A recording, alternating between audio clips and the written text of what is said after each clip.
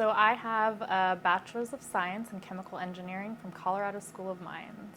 Throughout my career, I was really blessed with a great opportunity for internships. When I was 16, I actually got the opportunity to work at a land survey company throughout the summer. And so I had started with some light drafting because I had a family friend that knew I wanted to be an engineer. And so he wanted to give me that work experience to see if this was along the path that I wanted to stay. So I got that experience, and then I went off to college kind of knowing that this was a field that I really enjoyed. I worked again with him the next year, and then after that, I really had found my niche at college, and I got an opportunity to have an internship at a battery research company, and that ended up turning into a full-time job after the internship was over. So yeah, I think internships are extremely important to the development of people throughout their career.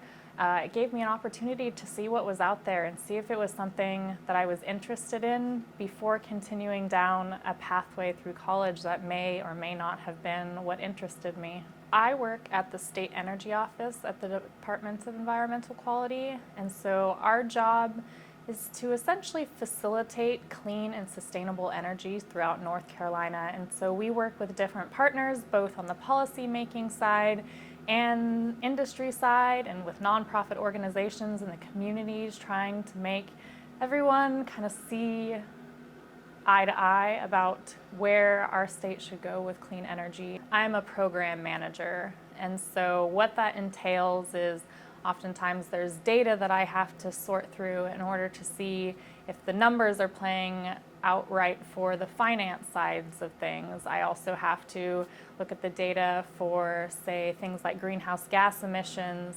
Every time I go and try to promote my program and my project, I have to have the data to back up that information.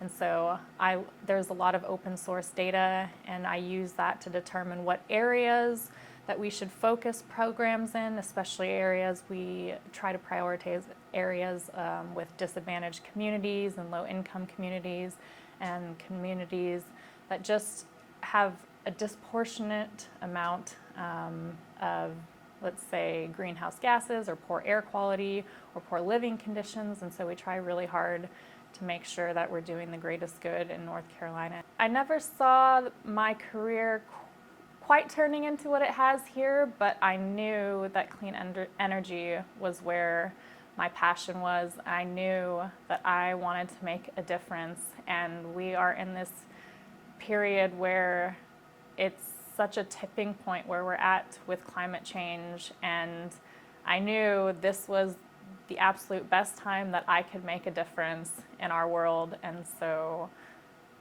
I was so excited to have this position available, and I'm really happy that my childhood dreams are kind of coming true.